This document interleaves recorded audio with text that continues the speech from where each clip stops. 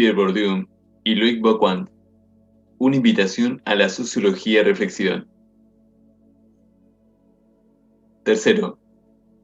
la práctica de la sociología reflexiva. Seminario de París. Pierre Bourdieu. Me inclino más que a medias a comparar las reglas de Descartes con este precepto de no recuerdo qué químico. Si tomas lo que debes y procedes como debes, obtendrás lo que desees. No admitas nada que no sea verdaderamente obvio, es decir, admite solo aquello que tienes que admitir. Divide el tema en las partes necesarias, es decir, haz lo que tengas que hacer. Procede de acuerdo a un orden, el orden según el cual tienes que proceder. Proporciona enumeraciones completas, es decir, las que tienes que proporcionar. Ese es precisamente el tipo de gente que dice que debes buscar lo bueno y evitar lo malo. Todo lo cual es sin duda apropiado, salvo que falte el criterio de lo bueno y de lo malo. Leibniz, Escritos filosóficos. 1. Transmitir un oficio. Hoy, para hacer una excepción, me gustaría hablar y explicar un poco los propósitos pedagógicos que persigo en este seminario. La próxima vez pediré a cada uno de los participantes que se presente brevemente a sí mismo y que presente su tema de investigación en unas pocas líneas. Esto, insisto, de una manera muy casual, sin ninguna preparación especial. Lo que espero no es una presentación formal, es decir, un discurso defensivo cerrado sobre sí mismo, cuyo primer objetivo, como es comprensible, sea el de exorcizar el miedo a la crítica, sino más bien una exposición simple, franca y sin pretensiones del trabajo hecho, de las dificultades encontradas, de los problemas descubiertos, etc. Nada es más universal ni universalizable que las dificultades. Cada uno encontrará un consuelo considerable al descubrir que muchas de las dificultades que atribuimos a nuestra propia torpeza o incompetencia idiosincrática son universalmente compartidas, y aún más provecho en el consejo supuestamente muy particularizado que le puede dar. De paso, me gustaría decir que una de todas las disposiciones que desearía ser capaz de inculcar es la habilidad de aprehender la investigación como un emprendimiento racional más que como una especie de indagación mística sobre la cual hablamos ampulosamente para tranquilizarnos, pero también con el efecto de incrementar nuestro miedo y angustia. Esta posición realista, lo que no significa que sea cínica, apunta a maximizar el resultado de sus inversiones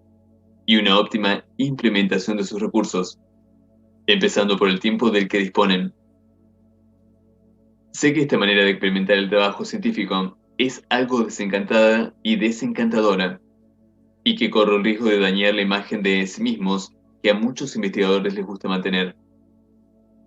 Pero es tal vez la mejor y la única manera de resguardarse de las decepciones mucho más graves que esperan al académico que cae desde lo alto de muchos años de automistificación, durante los cuales gastó más energía tratando de conformarse a la imagen glorificada que tiene la investigación, es decir, de sí mismo como investigador, que haciendo simplemente su trabajo. La presentación de una investigación es, desde todo punto de vista, exactamente lo opuesto de una exhibición, de un show donde el objetivo sea mostrarse e impresionar a otros. Es un discurso donde se exponen a sí mismos, asumen riesgos, para estar seguro de desactivar sus mecanismos de defensa y de neutralizar las estrategias de presentación de sí que probablemente usen. No vacilaré en darles la palabra por sorpresa y pedirles que hablen sin advertencia previa ni preparación. Cuanto más se expongan a sí mismos, mayores oportunidades tendrán de beneficiarse de la discusión, y más constructivas y bien intencionadas, estoy seguro, serán las críticas y el consejo que reciban. La manera más eficiente de desembarazarse de los propios errores, así como de los terrores en que suelen tener origen, es aprender a reírse de ellos, cosa que, como muy pronto descubrirán, sucederá con frecuencia. En su momento, lo haré la próxima vez, presentaré el trabajo de investigación que estoy llevando a cabo actualmente. Entonces verán, en un estado que podríamos llamar de borrador, es decir, desordenado, nebuloso, trabajos que suelen conocer solo en su estado final. Al Homo academicus le gusta lo terminado, como a los pintores pompiers, a docenados académicos. Le gusta hacer que las pinceladas, toques y retoques desaparezcan de sus obras. En ocasiones me ha provocado una gran angustia descubrir que pintores como Couture, el maestro de Manet, habiendo partido de bocetos magníficos muy cercanos a la pintura impresionista, que se construyó a sí misma contra la pintura Pompier, a menudo sus bocetos se estropearon, en cierto sentido, al darles los toques finales estipulados por la ética del trabajo bien hecho y bien pulido cuya expresión puede encontrarse en la estética académica. Trataré de presentar este trabajo de investigación en progreso en su bullente confusión, dentro de ciertos límites, desde luego, pues soy consciente de que, por obvias razones sociales, tengo menos derecho a la confusión que ustedes, y ustedes estarán menos inclinados a concederme ese derecho que yo a ustedes, y en algún sentido, con mucha razón, una vez más, solo en relación con un ideal pedagógico implícito, que por cierto merece ser cuestionado, el que nos lleva, por ejemplo, a sopesar el valor de un curso, su resultado pedagógico,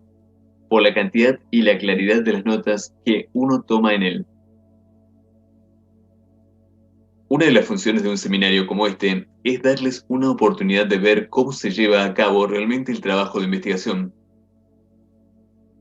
No tendrán registro completo de todos los contratiempos y errores, de todas las repeticiones que han sido necesarias para producir la transcripción final que los anula. Pero la película en cámara rápida que voy a mostrarles les permitirá hacerse una idea de lo que ocurre en la privacidad del laboratorio, o,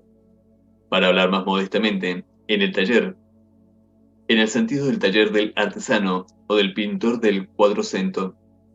es decir, incluirá todos los falsos comienzos, las vacilaciones, los callejones sin salida, los renunciamientos, etc. Investigadores cuyo trabajo se encuentra en distintos estadios de progreso presentarán los objetos que han tratado de construir y se someterán al cuestionamiento de todos los otros que, a la manera de los viejos compañón, los compañeros de trabajo de la profesión, como se dice en el lenguaje del métier, contribuirán con la experiencia colectiva que han acumulado a lo largo de las pruebas y errores del pasado. El sumum del arte en ciencias sociales es, a mi juicio, ser capaz de comprometer apuestas teóricas muy altas mediante objetos empíricos muy precisos, y a menudo aparentemente mundanos, sino irrisorios.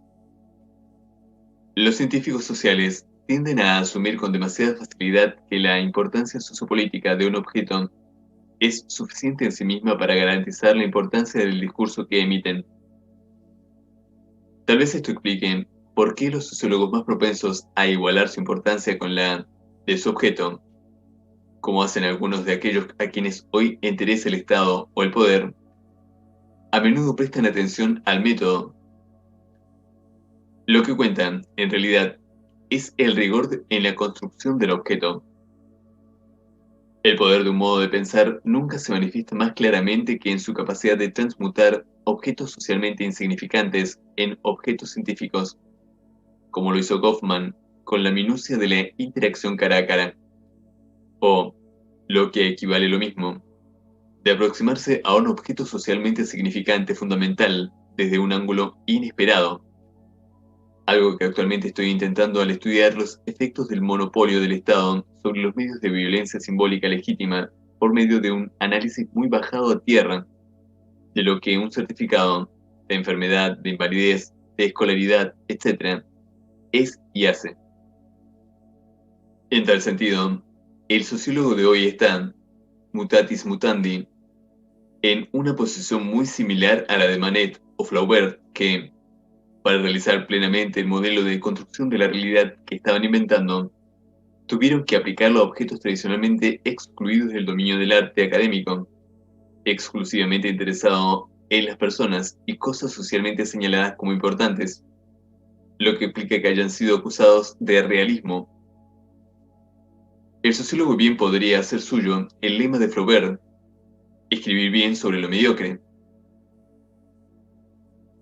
Debemos aprender cómo traducir problemas altamente abstractos a operaciones científicas totalmente prácticas,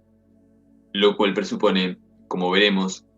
una relación muy peculiar con lo que ordinariamente se llama teoría e investigación, empiria.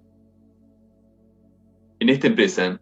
preceptos abstractos como los enunciados en El oficio del sociólogo, Bourdieu, Chamboredón y Passeron, 1973, si es que tienen la virtud de despertar la atención y ponernos sobre aviso, no son de mucha ayuda. Sin duda porque no hay otra manera de dominar los principios fundamentales de una práctica. La práctica de la investigación científica no es una excepción, que la de practicarlos junto a un guía o entrenador que nos dé seguridad y tranquilidad, que establezca un ejemplo y nos corrija proponiendo, en la situación, los preceptos aplicados al caso particular que se tiene entre manos. Por supuesto, podría ocurrir que, después de escuchar una discusión de 2 horas sobre la enseñanza de la música, la lógica de los deportes de combate, la emergencia de los mercados habitacionales subsidiados o la teología griega, se pregunten si no han perdido su tiempo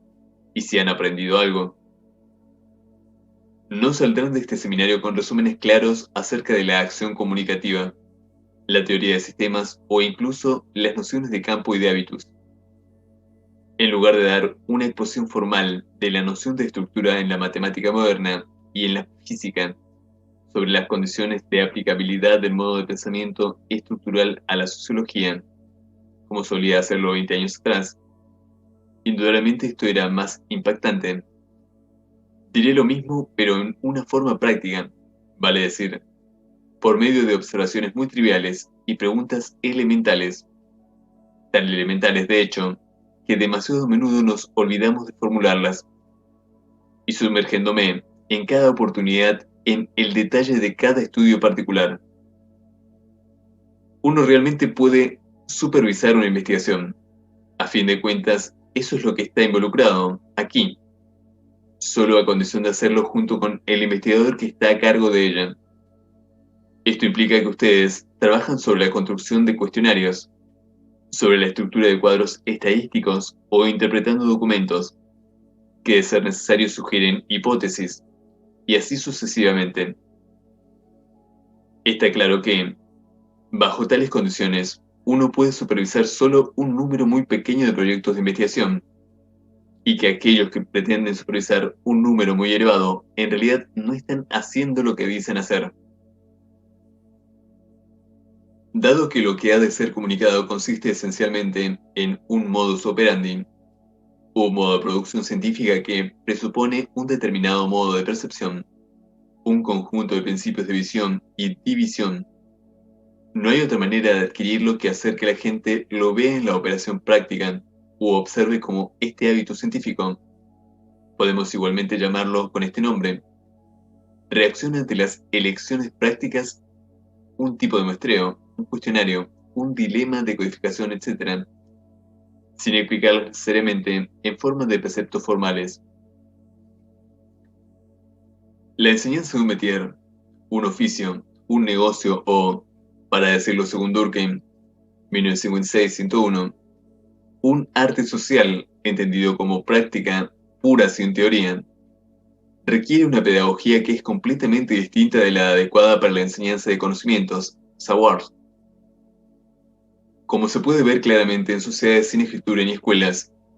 sin que esto deje de ser cierto también respecto de lo que se transmite dentro de sociedades con escolaridad formal e incluso dentro de las escuelas mismas, una cantidad de modos de pensamiento y acción, y a menudo los más vitales, se transmiten de práctica en práctica, a través de modos prácticos y totales de transmisión fundados en el contacto directo y duradero entre el que enseña y el que aprende. Haz lo que yo hago. Historiadores y filósofos de la ciencia, y especialmente los científicos mismos, han observado que buena parte del oficio del científico se adquiere por medio de modos de transmisión que son enteramente prácticos.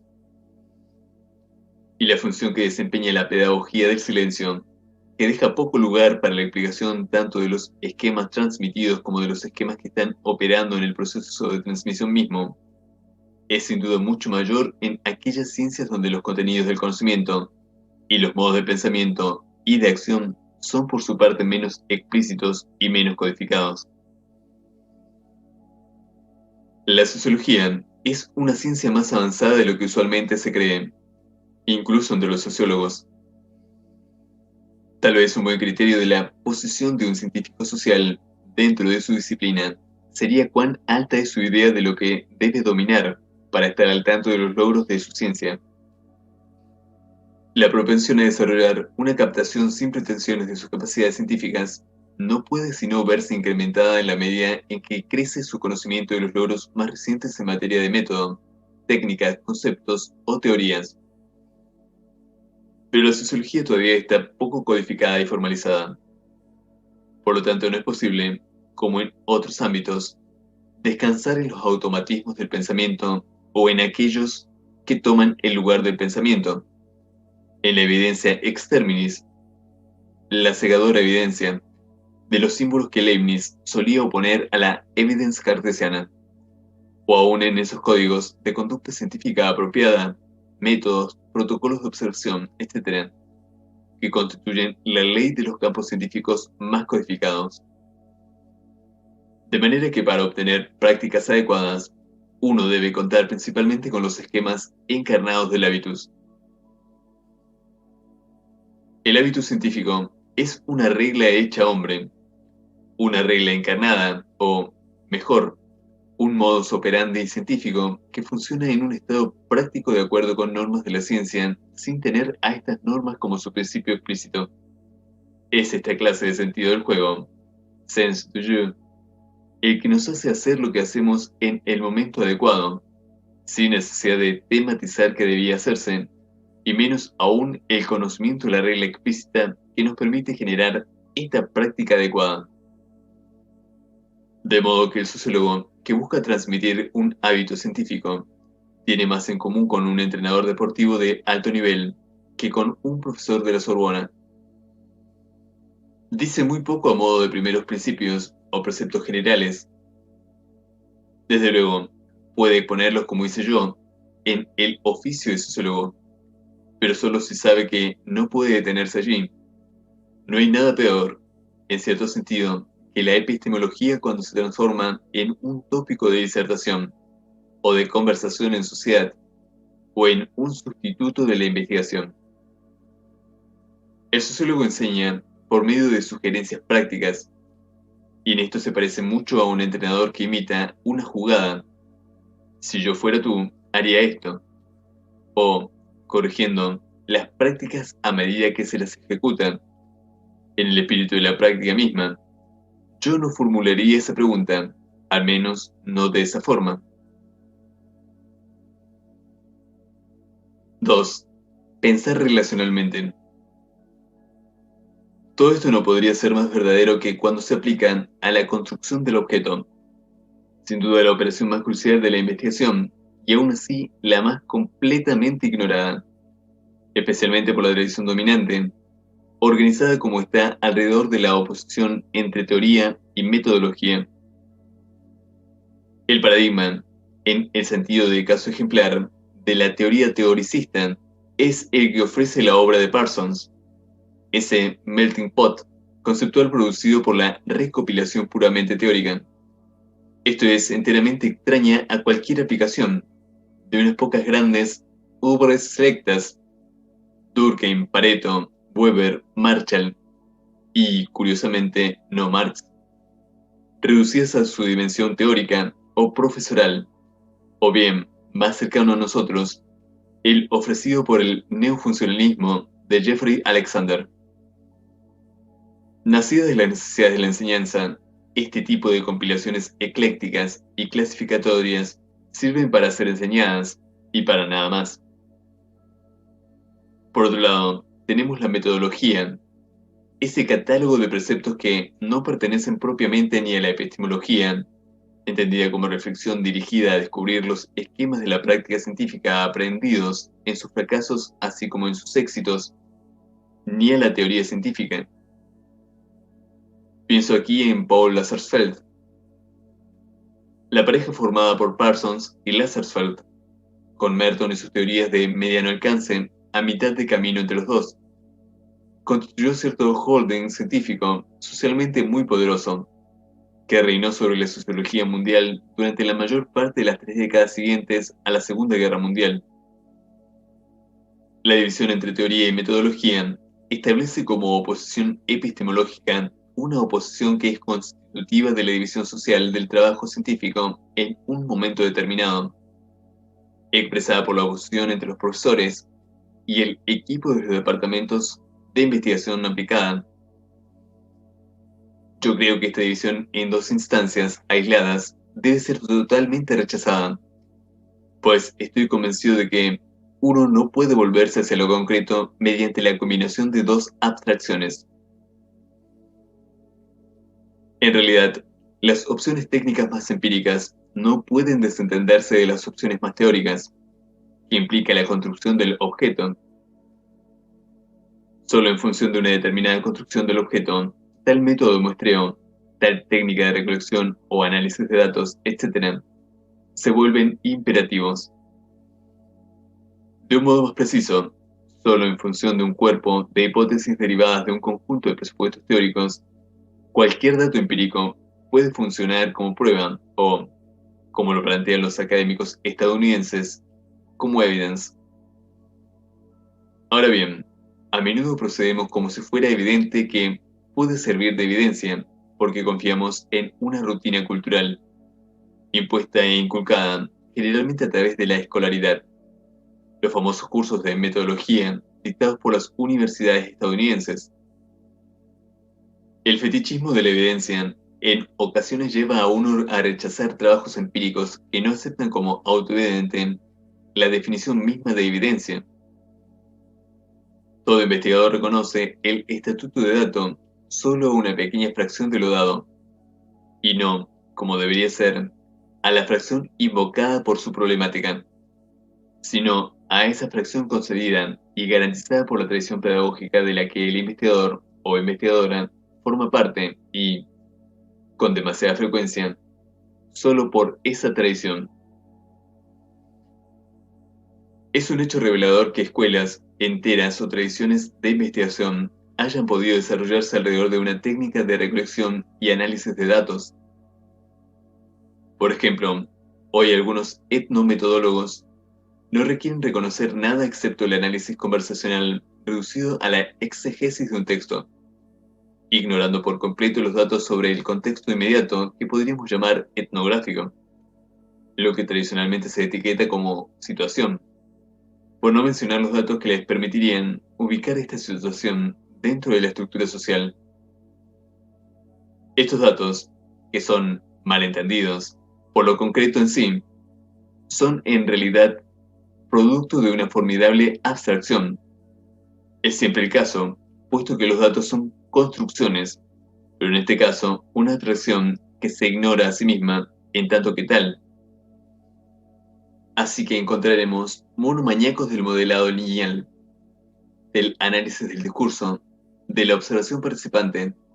de la entrevista de final abierto o en profundidad, o de la descripción etnográfica. La adhesión rígida a tal o cual método de recolección de datos determinará la membresía en una escuela, siendo los interaccionistas simbólicos, por ejemplo, reconocibles por el culto que rinden a la observación participante,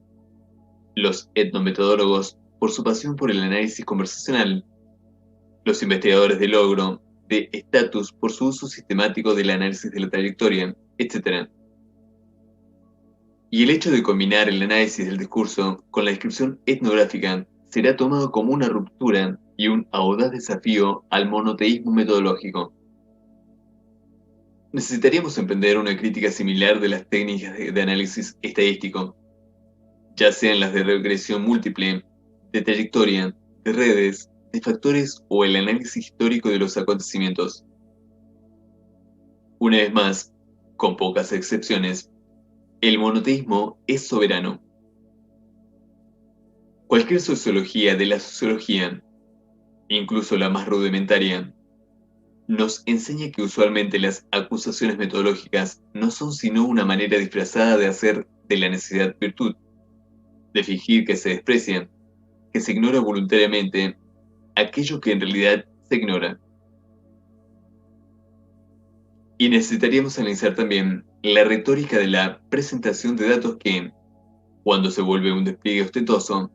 a menudo sirve para enmascarar errores elementales en la construcción del objeto, mientras que en el extremo opuesto, una exposición rigurosa y económica de lo pertinente incurrirá a menudo, si se la mide con la vara de ese exhibicionismo del datum brutum,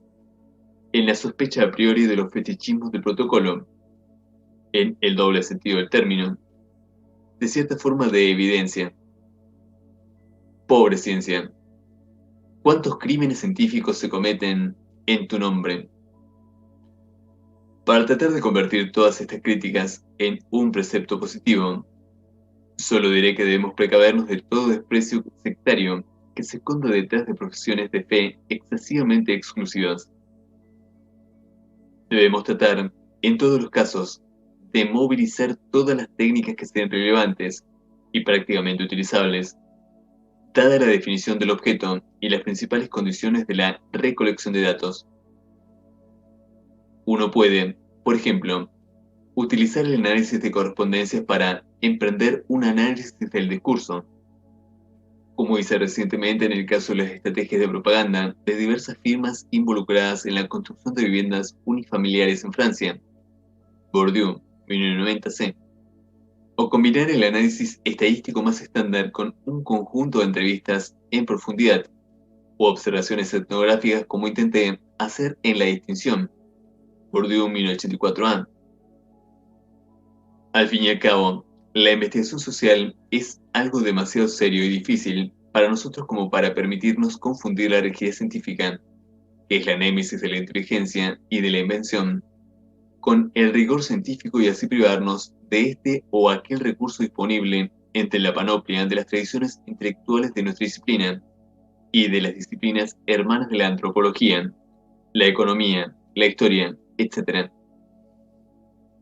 Al respecto, yo estaría tentado a decir que solo se aplica una regla,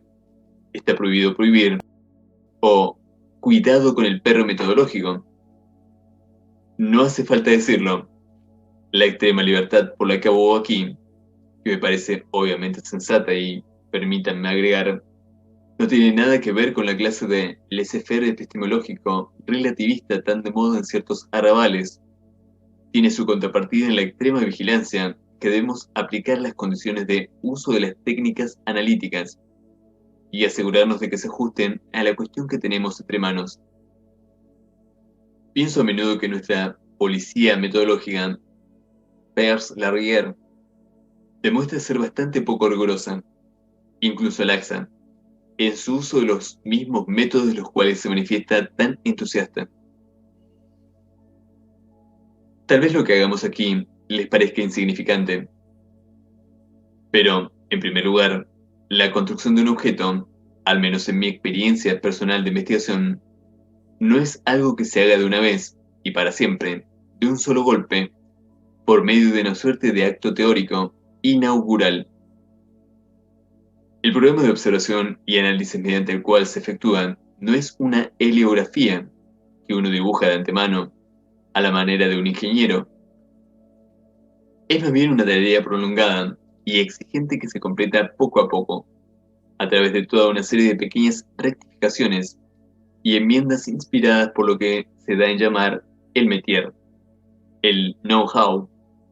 es decir, el conjunto de principios prácticos que orientan elecciones tan menudas como decisivas. De manera que, solo en relación con una noción algo glorificada y bastante poco realista de la investigación, podría sorprender a alguien que discutamos extensamente detalles al parecer tan despreciables como si el investigador debe revelar su estatus de sociólogo, adoptar la cubierta de una identidad menos amenazante, digamos, la del etnógrafo o el historiador, o esconderse completamente, o si es mejor, incluir tales preguntas en un instrumento de estudio diseñado para el análisis estadístico o reservarlo para entrevistas cara a cara, en profundidad, con un número selecto de informantes, y así sucesivamente. Esta atención constante a los detalles del proceso de investigación, cuya dimensión propiamente social, como encontrar informantes confiables y perspicaces, como presentarse ante ellos, como explicarles el propósito de la investigación y, de modo más general, cómo entrar en el mundo estudiado, etc. No es la menos importante, debiera tener el efecto de ponerlos sobre aviso contra el fetichismo de los conceptos y de la teoría, nacido de la propensión a considerar a los instrumentos teóricos, hábitus, campo, capital, etc., en sí mismos y por sí mismos, en lugar de ponerlos en acción y hacerlos trabajar. Así, la noción de campo funciona como abreviatura conceptual de un modo de construcción del objeto que comandan u orientan todas las selecciones prácticas de investigación. Funciona como un pensebet, un ayuda a memoria. Me dice que debo asegurarme, en cada etapa, de que el objeto que me he dado a mí mismo no esté entrampado en una red de relaciones que le concedan sus propiedades más distintivas. La noción de campo nos recuerda así el primer precepto del método, aquel que exige resistir por todos los medios posibles la inclinación primaria a pensar el mundo social de manera sustancialista. Para decirlo al modo de Cassirer, 1923, en sustancia y función, se debe pensar relacionalmente. Ahora bien, es más fácil pensar en términos de realidades, en cierto sentido tangibles, como grupos o individuos, que en términos de relaciones. Es más fácil, por ejemplo, pensar la diferenciación social en términos de grupos poblacionales, como hace la noción realista de clase, o incluso de antagonismos entre esos grupos, que en términos de un espacio de relaciones. Los objetos habituales de investigación son realidades que despiertan la atención del científico en tanto sobresalen, podría decirse, como cuestiones problemáticas. Por ejemplo, el caso de las madres solteras adolescentes del gueto negro de Chicago que dependen de la asistencia social. Casi todo el tiempo, los investigadores eligen como objeto de trabajo problemas del ordenamiento y la domesticación social planteados por poblaciones definidas con una mayor o menor arbitrariedad, producidas a partir de la sucesiva compartimentación de una categoría inicial preconstruidas: ancianos, jóvenes, inmigrantes, pobres, profesionales, etc. Baste como ejemplo los jóvenes del proyecto habitacional oeste de Villeurbanne. La propiedad científica fundamental y más apremiante, en todo caso, sería la de tomar por objeto de estudio el trabajo social de construcción de ese objeto preconstruido. Allí reside el punto de apoyo de una ruptura genuina. Sin embargo, para escapar de un modo de pensar realista, no basta con utilizar las grandes palabras de la gran teoría. Por ejemplo, con relación al poder, algunos plantearán cuestiones sustanciales y realistas de localización, como esos antropólogos culturales que vagaban en una interminable búsqueda del locus de la cultura. Y otros preguntarán, ¿de dónde viene el poder?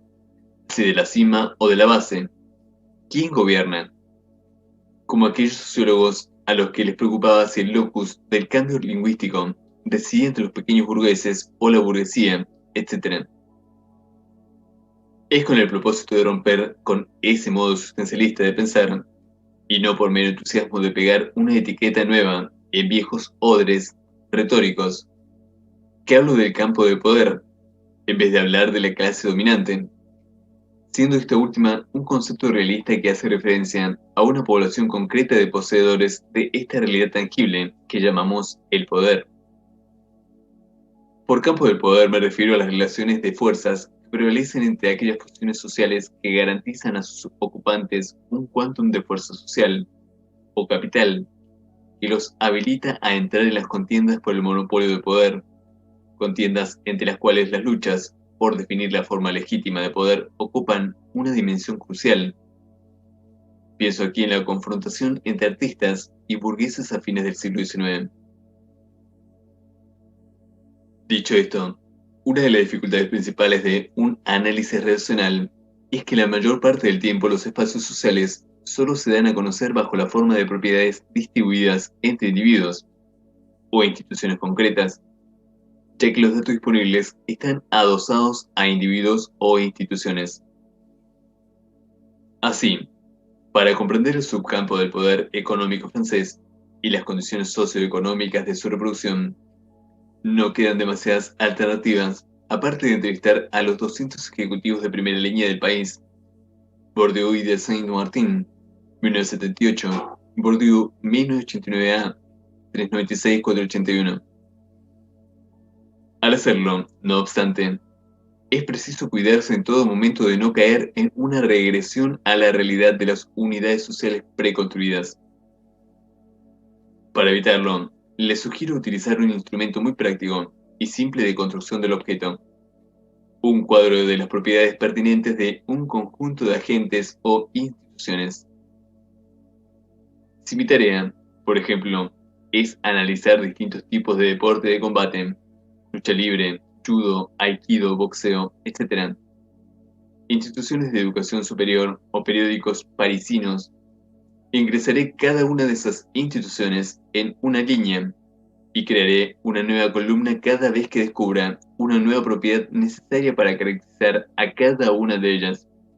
poniéndome en la obligación de indagar su ausencia o presencia en todas las demás. Esto puede hacerse en la etapa inicial, puramente inductiva. De allí eliminaré las redundancias y aquellas columnas dedicadas a rasgos estructural o funcionalmente equivalentes, de modo tal de retener todos aquellos y solo aquellos que me permiten diferenciar las instituciones entre sí, es decir, aquellos que resultan analíticamente relevantes. Este instrumento tan sencillo tiene la virtud de obligarnos a un pensamiento relacional tanto de las unidades sociales en consideración como así también de sus propiedades, que pueden ser caracterizadas en términos de presencia y ausencia, sí, no, o de grado, más, cero, menos, 1, 2, 3, 4, 5, etc. Únicamente a expensas de este trabajo de elaboración, que no se hace de golpe sino por ensayo y error, se llega a construir progresivamente espacios sociales que, si bien solo se revelan bajo la forma de relaciones objetivas altamente abstractas, imposibles de tocar o de señalar con el dedo,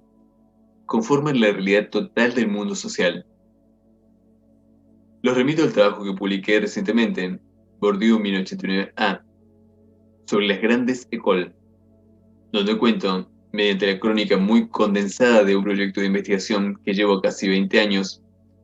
cómo paso cada uno de la monografía a un objeto científico de construcción genuina. En este caso, el campo de las instituciones académicas encargadas de la reproducción del campo de poder en Francia. En esa cuestión resulta más difícil evitar la trampa del objeto preconstruido en tanto trato con un objeto en el cual estoy por definición interesado, sin saber claramente cuál es el verdadero motivo de tal interés. Podría ser, por ejemplo, el hecho de haber sido alumno de la École Normale Supérieure. El conocimiento que de ella tengo de primera mano, de lo más precioso, en tanto es uno desmitificado y desmitificador, genera toda una serie de preguntas por demás ingenuas que resultarán interesantes para cualquier normalien, en tanto son aquellas que inmediatamente le vendrían a la cabeza. Al preguntarse acerca de su escuela, es decir, acerca de sí mismo, por ejemplo, ¿el ranking de ingreso a la escuela contribuye a determinar la elección disciplinar entre matemática y física, o filo y literatura? La problemática espontánea, que involucra una considerable medida de complacencia narcisista, suele ser incluso mucho más ingenua que esta. Para comprobarlo, pueden remitirse a la mirada de volúmenes de pretendido estatus científico publicados en los últimos 20 años acerca de esta o aquella grande école. Uno podría terminar escribiendo un libro voluminoso, colmado de hechos en apariencia perfectamente científicos, que no obstante perdiera de vista el centro de la cuestión. Si, como yo creo, la cual normal superior a la que puedo estar unido por lazos afectivos, ya fueran positivos o negativos como producto de mis investigaciones previas, no es otra cosa en realidad que un punto en un espacio de relaciones objetivas, un punto cuyo peso en la estructura tendrá que ser determinado. O si, para ser más preciso, la verdad de esta institución reside en la red de relaciones de oposición y competencia que la vinculan con el conjunto total de las instituciones de educación superior francesas, que a su vez vinculan a esta red con el conjunto total de las posiciones del campo del poder a que estas escuelas habilitan el acceso. Si es cierto que lo real es relacional, entonces quien haya escrito ese libro probablemente no sepa nada de una institución acerca de la que cree saberlo todo, en tanto ella misma no es nada fuera de sus relaciones con la totalidad. De allí los problemas de estrategia que no es posible evitar y que aparecerán una y otra vez en nuestras discusiones acerca de proyectos de investigación. El primero de ellos puede plantearse de la siguiente manera.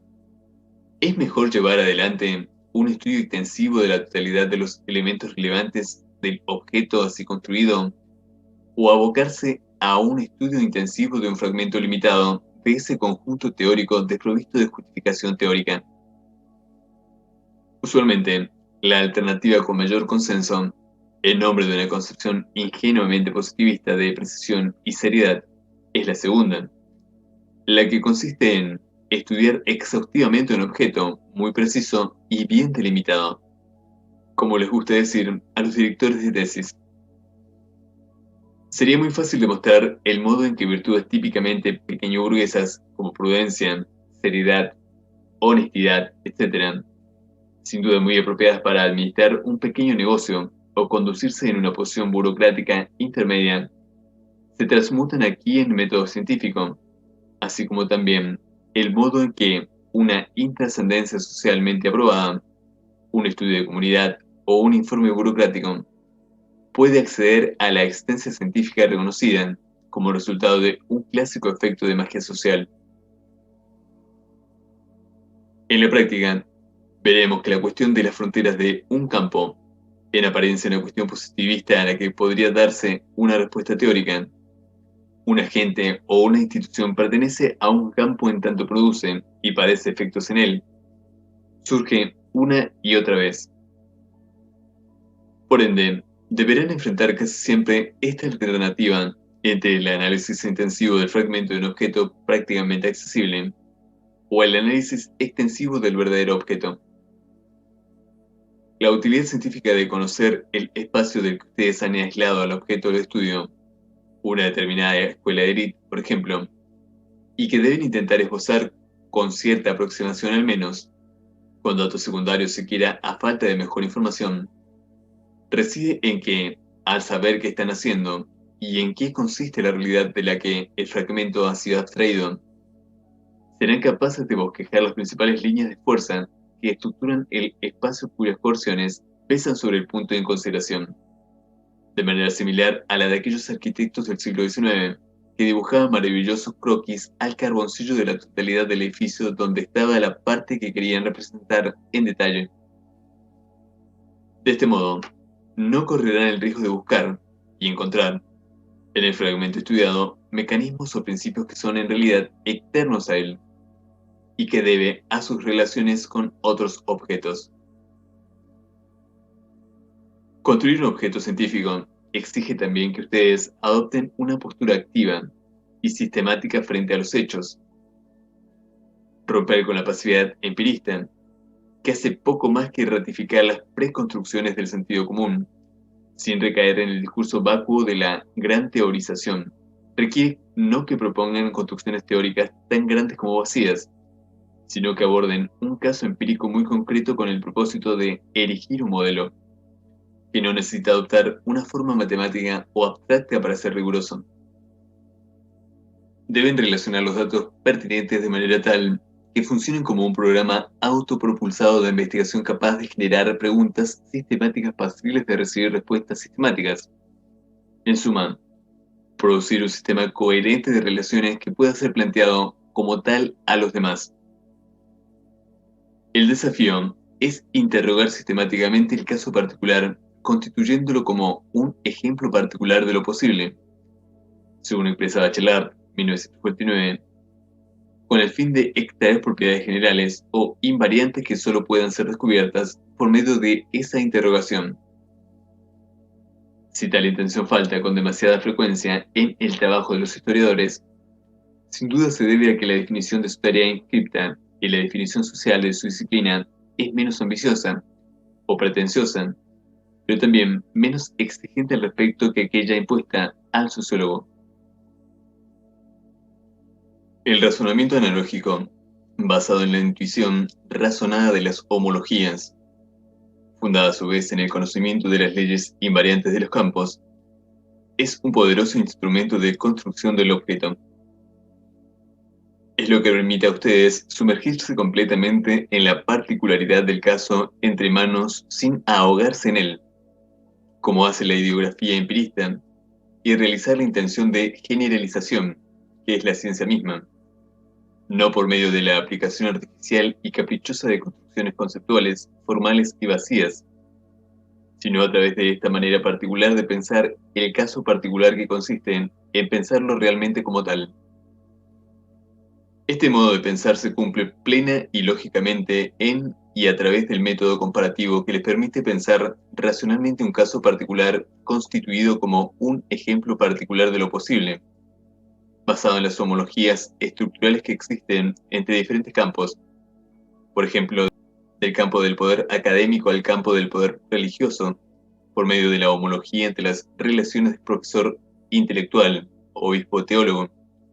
o entre distintos estadios del mismo campo, el campo religioso en la Edad Media y hoy, por ejemplo. Si este seminario funciona como lo espero, ofrecerá una realización social práctica del método que propongo. En él, ustedes escucharán a gente que está trabajando sobre objetos muy distintos y los someterán a un cuestionamiento constantemente guiado por los mismos principios, de manera que el modus operandi de lo que quiero transmitir se transmitirá en cierto sentido prácticamente, a través de su repetida aplicación a diversos casos, sin necesidad de una explicación teórico explícita. Al escuchar a otros, cada uno de ustedes pensará en su propia investigación y la situación de comparación institucional así creada, como con la ética. Este método solo funciona si puede ser inscrito en los mecanismos del universo social. Obligará a cada participante, simultáneamente y sin contradicción, a particularizar su objeto, a percibirlo como un caso particular. Esto contra la más común de las falacias de la ciencia social, vale decir, la universalización del caso particular, y a generalizarlo, a descubrir, a través de la aplicación de preguntas generales, las propiedades invariantes que oculta bajo la apariencia de su singularidad. Uno de los efectos directos de este modo de pensar es prohibir la clase de semi-generalización que lleva a uno a producir conceptos abstracto concretos, nacidos del contrabando, en el interior del universo científico, de palabras o actos indígenas no analizados. Durante el tiempo en que fui un profesor más directivo, aconsejaba intensamente a los investigadores que estudiaran al menos dos objetos. Por ejemplo, en el caso de los historiadores, que tomaran aparte de su objeto principal, un editor bajo el Segundo Imperio, digamos, su equivalente contemporáneo, una editorial parisina. El estudio del presente tiene cuanto menos la virtud de forzar al historiador a objetivar y controlar las prenociones que probablemente proyecte sobre el pasado, aunque solo sea por el mero hecho de utilizar palabras del presente para nombrar prácticas del pasado, como ocurre con la palabra artista, que a menudo nos hace olvidar que la noción actual es una invención por demás reciente. Bourdieu, 1987D, 1987J, 1988D. 3. Una duda radical. La construcción de un objeto científico requiere primero que nada de un corte con el sentido común, esto es, con las representaciones compartidas por todos, ya sean los meros lugares comunes de la existencia cotidiana o las representaciones oficiales, a menudo inscritas en las instituciones y presentes de ese modo tanto en la objetividad de las organizaciones sociales como en las mentes de sus participantes. Lo preconstruido está en todas partes. El sociólogo está literalmente sitiado por ello, como cualquier otro.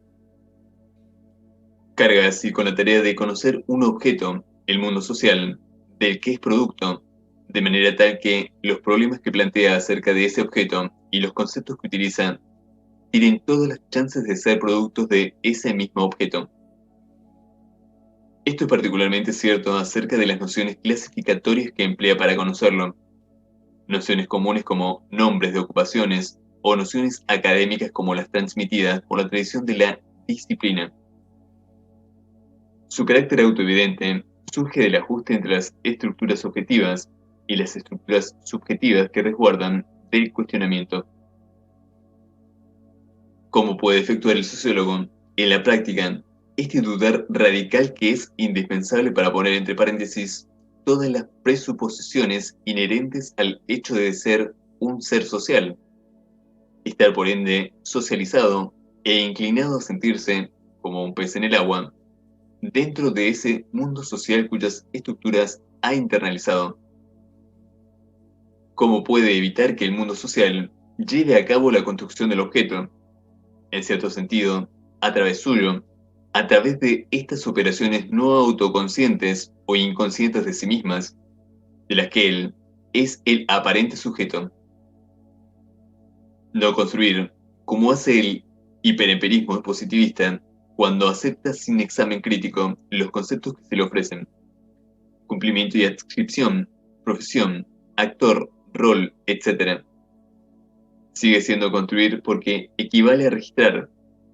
y por lo tanto ratificar lo ya construido.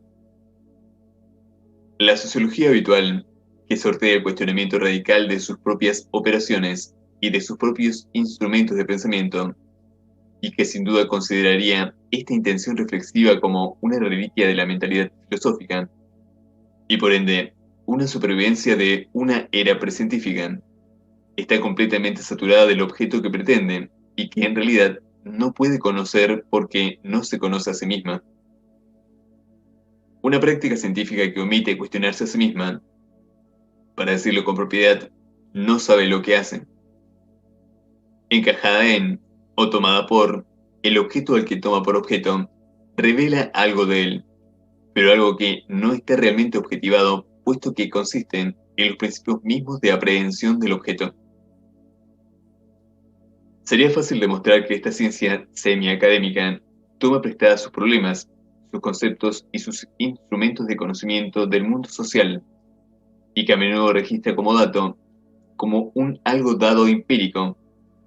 independientemente del acto de conocimiento y de la ciencia que lo ejecuta, hechos,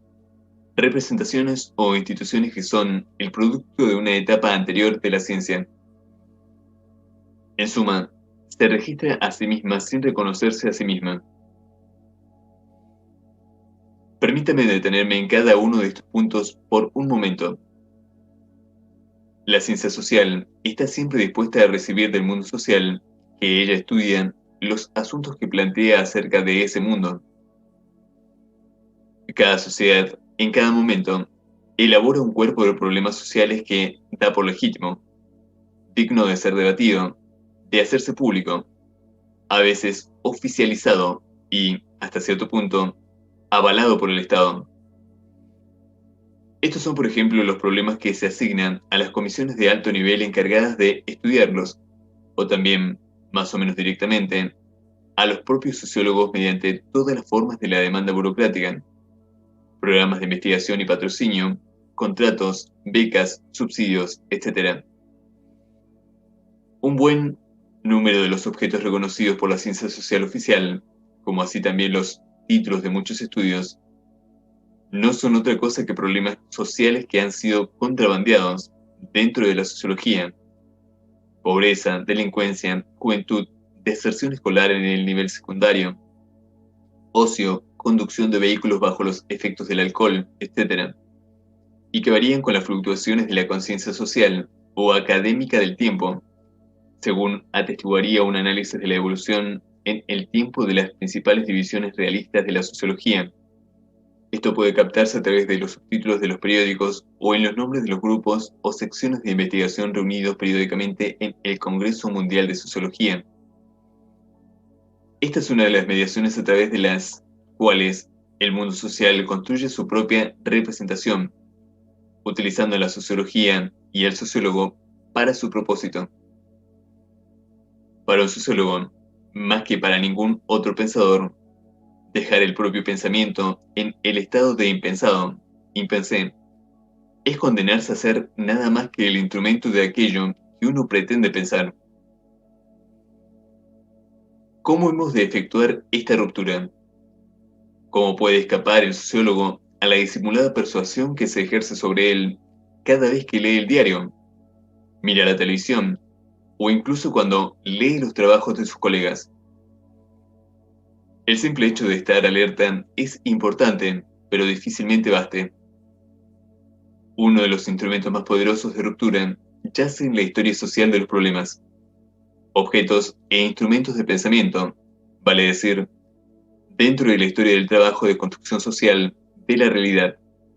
preservada por nociones tan comunes como rol, cultura, juventud, etc., o las taxonomías que lleva a cabo el mundo social como totalidad, o este o aquel campo especializado y, fundamentalmente, el campo de las ciencias sociales. Esto nos llevaría a asignar a la enseñanza de la historia social de las ciencias sociales una historia que, en su mayor parte, todavía está por escribirse, un propósito completamente diferente de aquel al que sirve en la actualidad. Buena parte del trabajo colectivo, que encuentra salida en Actes de la Recherche en Ciencias Sociales, trata con la historia social de los objetos más comunes de la existencia ordinaria. Pienso, por ejemplo, en todas esas cosas que se han vuelto tan comunes, tan dadas, que nadie les presta la menor atención, como la estructura de una corte de justicia, el espacio de un museo, un cuarto oscuro electoral, la noción de perjuicio ocupacional, o de cuadro, en el sentido social militar, político o empresarial de la palabra, una tabla de 2x2 o, simplemente, el acto de escribir o tipear. La historia así concebida se inspira no en un interés de anticuario, sino en una voluntad de entender por qué y cómo se comprende. Para evitar convertirse en objeto de los problemas que toman por objeto, deben rastrear la historia de la emergencia de estos problemas, de su constitución progresiva, es decir, del trabajo colectivo, a menudo realizado mediante competencia y lucha, que fue necesario para dar a conocer y reconocer tales y cuales asuntos como problemas legítimos, problemas que son reconocibles, publicables, públicos y oficiales. Recordemos el problema de los accidentes laborales o riesgos ocupacionales estudiado por Rémy Lenoir, 1980, o la invención de la tercera edad sometida a escrutinio por Patrick Champon, 1979, y, de manera más general, tópicos de la sociología tales como la familia, el divorcio, la delincuencia, las drogas y el porcentaje de empleo femenino. En todos estos casos, el problema que el positivismo ordinario, la primera inclinación de todo investigador, da por sentado, ha sido socialmente producido por un trabajo colectivo de construcción de la realidad social, por medio de reuniones y comités, asociaciones y ligas, bancas y movimientos, demostraciones y petitorios, demandas y deliberaciones, votos y tomas de posición, proyectos, programas y resoluciones que hicieron de lo que era y pudo haber seguido siendo un problema privado, particular, un problema social, un asunto público que puede ser públicamente tratado, piensa en el destino del aborto o de la homosexualidad, o incluso un problema oficial que se convierte en objeto de decisiones oficiales y políticas, legislativas y gubernamentales. Aquí sería necesario analizar el papel particular del campo político, Bourdieu 1981a, en especial el del campo burocrático. A través de la muy particular lógica de la comisión administrativa, lógica que estoy investigando actualmente en el caso de la elaboración de políticas públicas de asistencia habitacional en Francia alrededor de 1975, el campo burocrático contribuye decisivamente a la constitución y consagración de problemas sociales universales. La imposición de la problemática que el sociólogo, como cualquier otro agente social, padece, de la que se convierte en relevo y sostén cada vez que aborda por su cuenta cuestiones que son una expresión del espíritu sociopolítico de su época, incluyéndolas, por ejemplo, en sus cuestionarios de sondeo o, peor, diseñando su sondeo alrededor de ellas, se ve acentuada en tanto los problemas que se dan por sentado en un determinado universo social tienen mayores chances de recibir gains materiales o simbólicos, de ser, como decimos en francés, bien vu, gozar del favor de los administradores de las burocracias científicas y de autoridades burocráticas tales como las fundaciones de investigación, las empresas privadas o las oficinas gubernamentales. Esto explica por qué las encuestas de opinión, la ciencia sin científico, siempre engendran la aprobación de aquellos que tienen los medios para encargarlas, quienes de otro modo se manifiestan tan críticos de la sociología cada vez que esta última rompe con sus demandas y mandatos. Solo añadiré, para complicar las cosas un poco más aún, y para hacerles ver cuán difícil, casi desesperado en realidad, es el aprieto en que se encuentra el sociólogo, que el trabajo de producción de problemas oficiales, es decir, esos problemas dotados de una especie de universalidad que se les concede en tanto el Estado los garantice, casi siempre deja lugar para lo que hoy se denomina expertos. Entre estos expertos hay sociólogos que usan la autoridad de la ciencia para respaldar la universalidad, la objetividad y el desinterés de la representación burocrática de los problemas. Esto equivale a decir que cualquier sociólogo que merezca ese nombre, es decir, que haga aquello que, según mi parecer, se requiere para tener alguna posibilidad de ser un sujeto de los problemas que plantea acerca del mundo social, debe considerar dentro de su objeto la contribución que hacen la sociología y los sociólogos, sus propios pares, con las mejores intenciones, a la producción de los problemas oficiales, incluso si esto parece una insoportable señal de arrogancia o una traición a la solidaridad profesional y a los intereses corporativos. En las ciencias sociales, como bien sabemos, las rupturas epistemológicas a menudo son sociales, rupturas con las creencias fundamentales de un grupo y, a veces, con las creencias centrales del cuerpo de profesionales, con el cuerpo de certezas compartidas que son el fundamento de la communis doctorum opinion. Practicar la duda radical en sociología es algo parecido a convertirse en un marginal. Esto sintió sin duda Descartes, quien para perplejidad de sus comentaristas jamás extendió su modo tan intrépidamente inaugurado de pensar el reino del conocimiento al de la política. Véase la prudencia con que habla de Maquiavelo. Voy a abordar ahora los conceptos, palabras y métodos que la profesión emplea para pensar y hablar acerca del mundo social. El lenguaje plantea un problema particularmente dramático para el sociólogo. Se trata en efecto de un inmenso depósito de preconstrucciones naturalizadas, por ende, de preconstrucciones ignoradas como tales que pueden llegar a funcionar como instrumentos de construcción inconscientes. Podría tomar aquí el ejemplo de las taxonomías ocupacionales, ya sean los nombres de oficios vigentes en la vida cotidiana o las categorías socioeconómicas del INSEE, el Instituto Nacional de las Estadísticas y de los Estudios Económicos de Francia. Un caso ejemplar de conceptualización burocrática, del universal burocrático y, de manera más general, ejemplo de todas las taxonomías, grupos etarios, jóvenes y viejos, y categorías de género que, como bien sabemos, no están libres del arbitrario social, que los sociólogos utilizan sin pensar demasiado en ellas por ser categorías socialmente compartidas de entendimiento. O, como en el caso de aquellas que llamé las categorías de juicio profesional, el sistema de adjetivos pareados utilizado para evaluar los artículos de los estudiantes o las virtudes de los colegas, Bourdieu 1088A, 194-255, aquellas que pertenecen a la corporación profesional, lo que no excluye su fundamento, en última instancia, en homologías estructurales, es decir, en las oposiciones fundamentales del espacio social, tales como raro, banal, único común, etc. Pero yo creo que uno debe ir más allá y poner en cuestión no solo clasificaciones de ocupaciones y los conceptos utilizados para designar clases de quehaceres, sino el concepto mismo de ocupación en sí, o de profesión, que ha suministrado la base a toda una tradición de investigación que, para algunos, se erige como una suerte de divisa metodológica. Soy muy consciente de que el concepto de profesión y sus derivados, profesionalismo, profesionalización, etc.,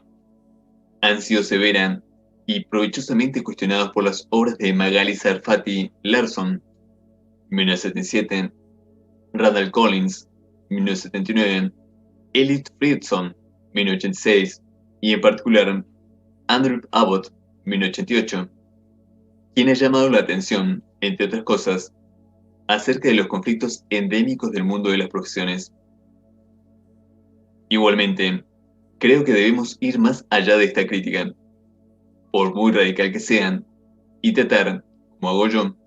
de reemplazar este concepto por el de campo. La noción de profesión es de lo más peligrosa porque tiene a su favor, como siempre en estos casos, toda la apariencia de neutralidad, y porque su uso ha sido un avance sobre el revoltijo Bourdieu de Parsons. Hablar de profesión es ceñirse a una realidad verdadera, un conjunto de personas que llevan el mismo nombre. Son todos abogados, por ejemplo. Tienen un estatus económico aproximadamente equivalente y, lo que es más importante, se organizan en asociaciones profesionales dotadas de un código de ética, cuerpos colegiados que definen las reglas de admisión, etc. Profesión es un concepto popular que ha sido acríticamente contrabandeado al lenguaje científico y que importa a este todo un inconsciente social. Es el producto social de un trabajo histórico de construcción de un grupo y de una representación de los grupos que se ha deslizado subrepticiamente en la ciencia de ese grupo mismo. Por ello este concepto trabaja también, o demasiado bien en un sentido. Si aceptamos que construya nuestro objeto, encontraremos directorios a mano, listas y biografías ya trazadas, bibliografías compiladas, centros de información y bases de datos ya constituidos por cuerpos profesionales,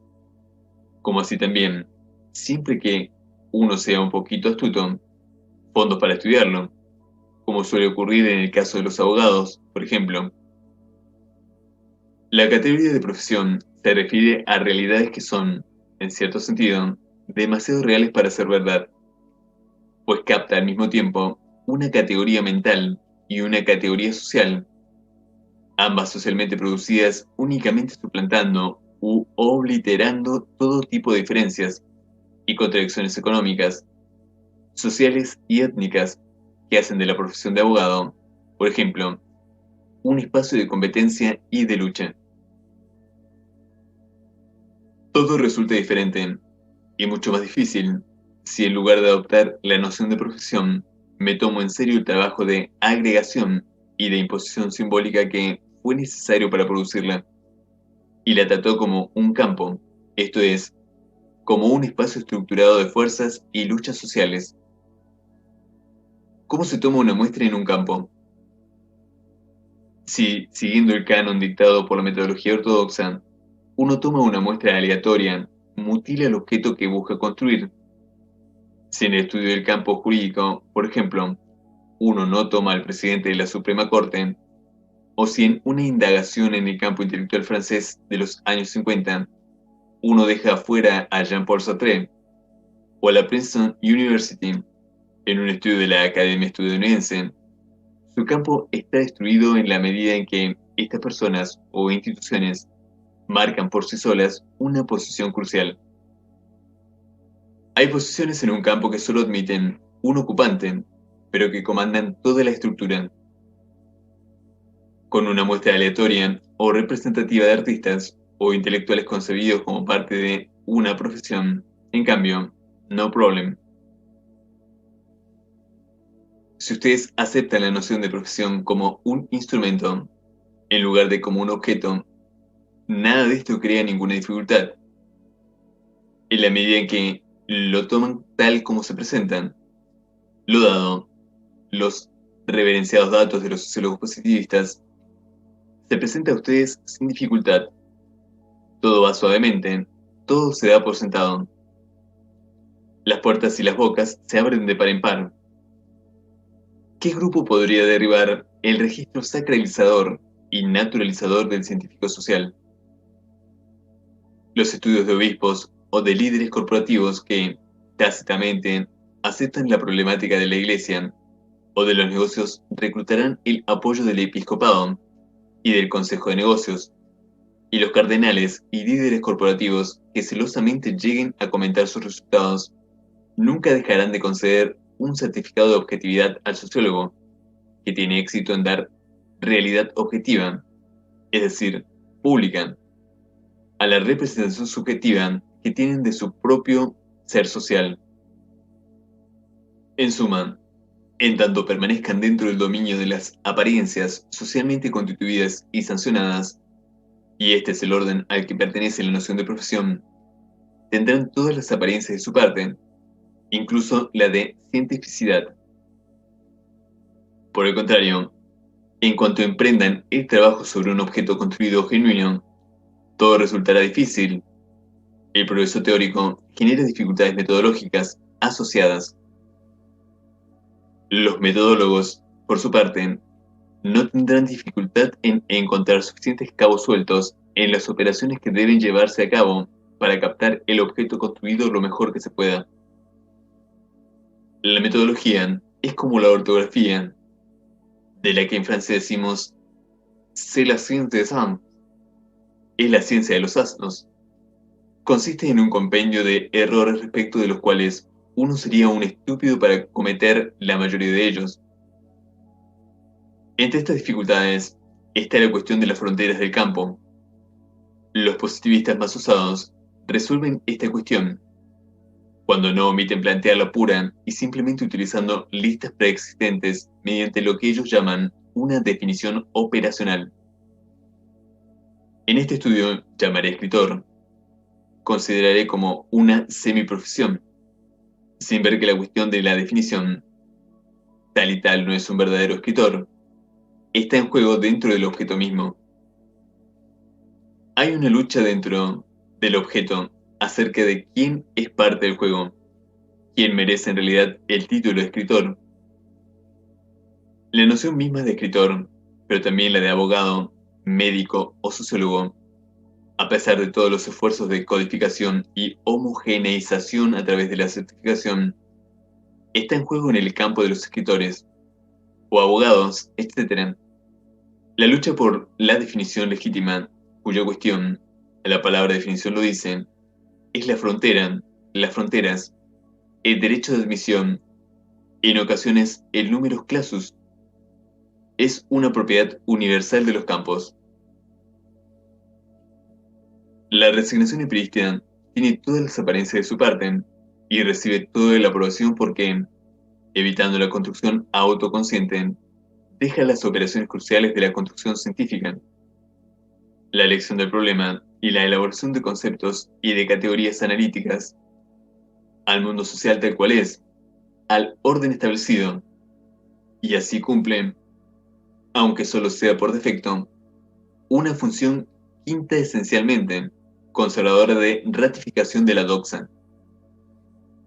Entre todos los obstáculos que se interponen en el camino del desarrollo de una sociología científica, uno de los más formidables es el hecho de que se lleguen a los descubrimientos científicos genuinos al costo más alto y los beneficios más bajos, no solo en los mercados comunes de la existencia social, sino, con demasiada frecuencia, en el mercado académico, del que podría esperarse una mayor autonomía. Como he tratado de mostrar en relación con los costos y beneficios sociales y científicos diferenciales de las nociones de profesión y de campo, a menudo es necesario, para producir ciencia, sobrepasar las apariencias de cientificidad e incluso contradecir las normas en vigor y desafiar los criterios usuales del rigor científico. Las apariencias siempre están a favor de lo aparente. La verdadera ciencia, a menudo, no consiste tanto en mirar hacia adelante y mover la ciencia en esa dirección, sino en tomar el riesgo de no desplegar todos los signos exteriores de cientificidad, que, más de una vez lo olvidamos, son muy fáciles de impostar. Entre otras razones porque los imbéciles, o demihábiles, como los llama Pascal, aquellos que se detienen en las violaciones de los cánones de la metodología elemental, se ven arrastrados por su confianza positivista a percibir como otros tantos errores y efectos de la incompetencia o de la ignorancia, aquello que son opciones metodológicas fundadas en una negativa deliberada a usar las puertas de emergencia de la metodología. No es necesario decir que la reflexividad obsesiva, que es condición de una práctica científica rigurosa, nada tiene en común con la falsa radicalidad del cuestionamiento de la ciencia que prolifera hoy. Estoy pensando en aquellos que introducen la antigua crítica filosófica de la ciencia, más o menos actualizada para ajustarse a la moda imperante en la ciencia social estadounidense, cuyo sistema inmune ha sido paradójicamente destruido por varias generaciones de metodología positivista. Entre estas críticas, hay que conceder un lugar especial a las de los etnometodólogos, por más que en algunas de sus formulaciones convergen con las conclusiones de quienes reducen el discurso científico a estrategias retóricas acerca de un mundo reducido a su vez al estado de un texto. El análisis de la lógica de la práctica y de las teorías espontáneas de las que se provee para dar sentido al mundo no es un fin en sí mismo, no más que la crítica de las presuposiciones de la sociología ordinaria, es decir, irreflexiva, especialmente en sus usos de los métodos estadísticos. Es un momento absolutamente decisivo, pero solo un momento, de la ruptura con las presuposiciones del sentido común lego y académico. Si es preciso objetivar los esquemas del sentido práctico, no lo es con el propósito de probar que esa sociología puede ofrecer solo un punto de vista sobre el mundo entre muchos, ni más ni menos científico que cualquier otro, sino para arrebatar la razón científica del abrazo de la razón práctica, para evitar que esta última contamine a la primera, para no tratar como un instrumento científico lo que tendría que ser el objeto del conocimiento, esto es, todo lo que constituye el sentido práctico del mundo social, las presuposiciones, los esquemas de percepción y comprensión que dan al mundo vivido su estructura. Tomar como objeto el entendimiento del sentido común y la experiencia primaria del mundo social como una aceptación no ética de un mundo que no está constituido como un objeto frente a un sujeto,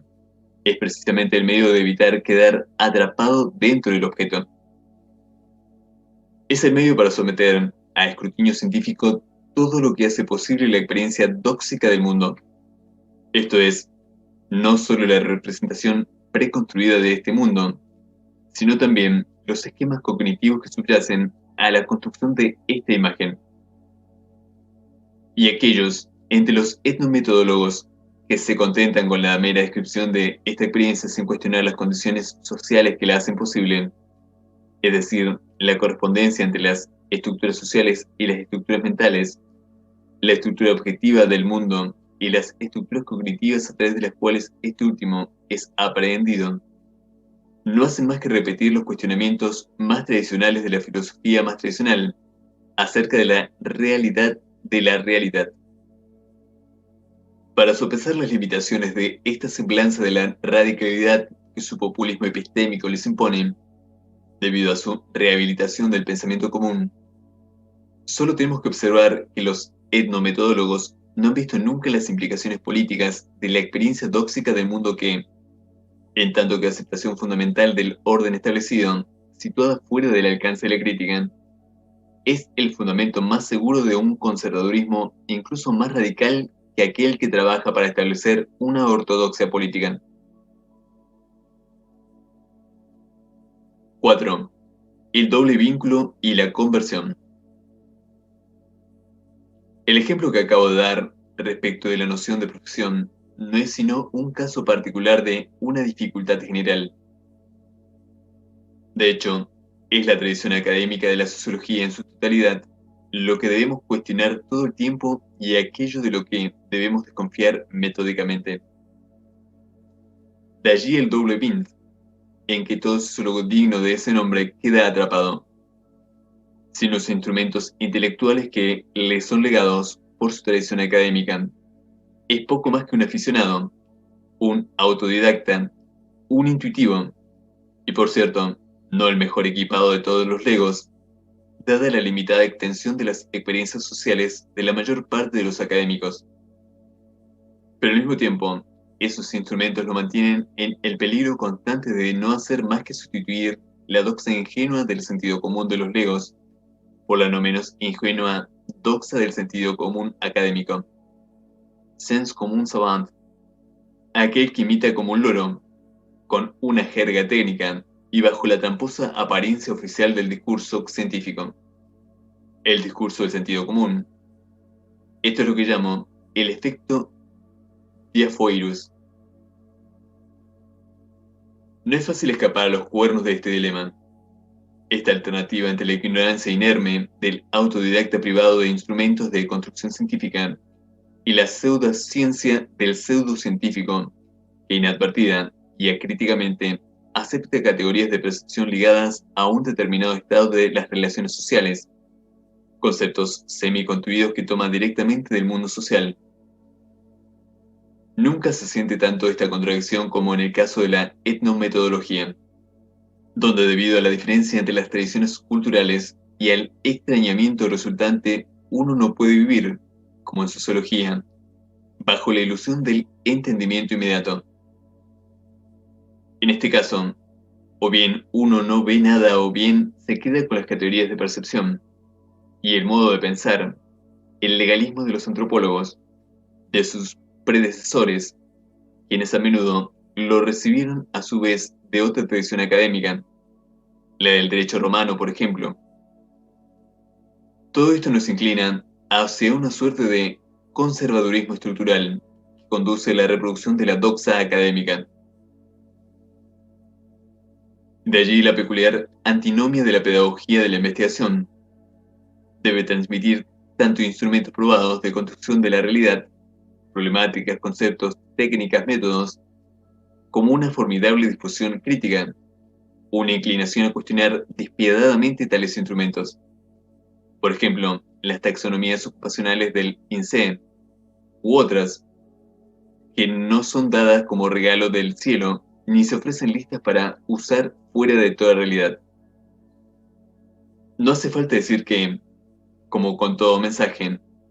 las chances de que esta pedagogía tenga éxito varían sustancialmente de acuerdo a las disposiciones socialmente constituidas de sus receptores. La situación más favorable para su transmisión se presenta cuando uno está frente a gente que combina un dominio avanzado de la cultura científica y cierta rebeldía contra, o distancia de, esa cultura,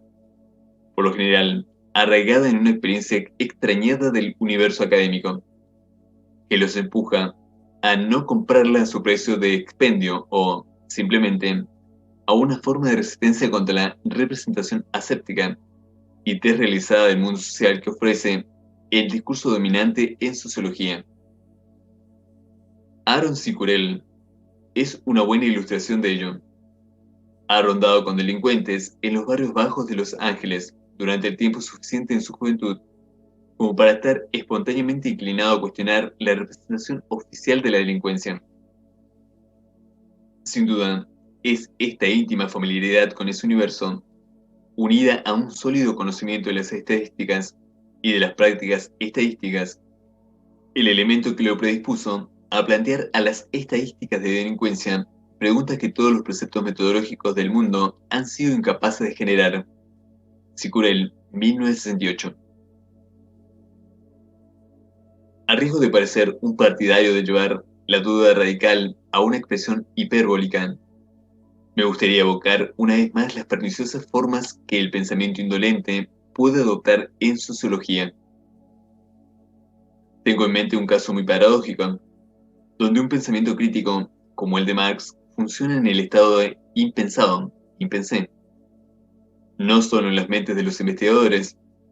y esto se aplica tanto a los defensores como a los críticos de Marx,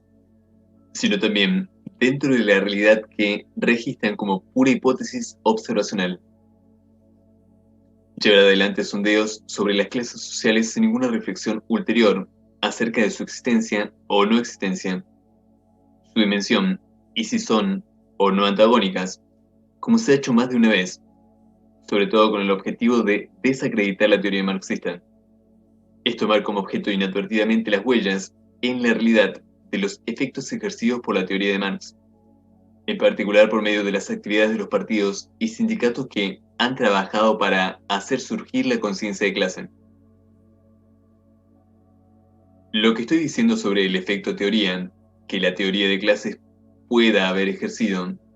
y del que la conciencia de clase, tal como la medimos empíricamente, es en parte un producto, no es más que una ilustración particular de un fenómeno más general. Debido a la existencia de una ciencia social y de prácticas sociales que proclaman su parentesco con esta ciencia, tales como las encuestas de opinión, los consejos mediáticos, la publicidad, etc. Pero también a la pedagogía e incluso, con frecuencia cada vez mayor, a la conducta de los políticos o de los funcionarios de gobierno, los hombres de negocios y los periodistas. Dentro del mundo social mismo, hay cada vez más agentes que invocan un conocimiento académico,